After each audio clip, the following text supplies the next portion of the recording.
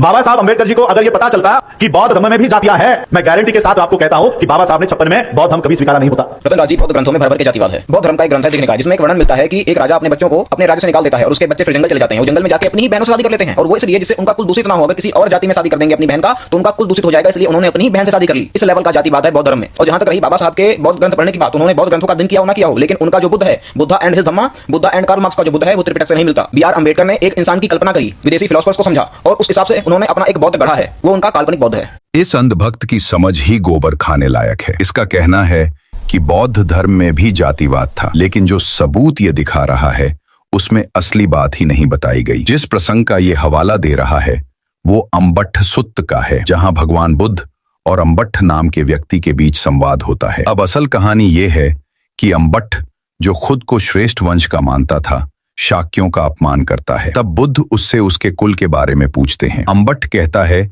कि वो कन्हायन वंश का है। बुद्ध तब बताते हैं कि शाक्य लोग तो स्वामी वर्ग के वंशज हैं, जबकि तुम्हारा वंश एक दासी से उत्पन्न हुआ है। लेकिन बात यहीं खत्म नहीं होती। बुद्ध का मकसद उसे नीचा दिखाना नहीं, बल्कि उस झूठी श्रेष्ठता की भावना को तोड़ना था। अंधभक्त ने जिस हिस्से का जिक्र किया, वहां भगवान बुद्ध शाक्य वंश की उत्पत्ति का विवरण दे रहे हैं। राजा ओकाक की कहानी आती है, जहां उन्होंने अपनी प्रिय रानी के पुत्र को राज्य सौंपने के लिए अपने बड़े बेटों को निर्वासित कर दिया। वे बेटा लोग जंगल में जाकर बस जाते हैं और अपनी ही बहनों से विवाह करते हैं ताकि वंश दूषित न हो, यानी अपने समय के सामाजिक नियमों के हिसाब से शुद्ध वंश बनाए रखने का प्रयास। बुद्ध उस कथा को सुनाकर समाज की उस मानसिकता पर रोशनी डाल रहे थे, न कि उसे सही ठहरा रहे थे। असल में बुद्ध का उद्देश्य था कि अम्बट्ठ को यह समझाया जाए कि जाति या वंश से किसी की श्रेष्ठता या हीनता तय नहीं होती, बल्कि बुद्ध तो बाद में कहते हैं अम्बट्ठ को दासी पुत्र कहकर उसका अपमान मत करो। यानी बुद्ध ने खुद जातिवाद का विरोध किया। अब आते हैं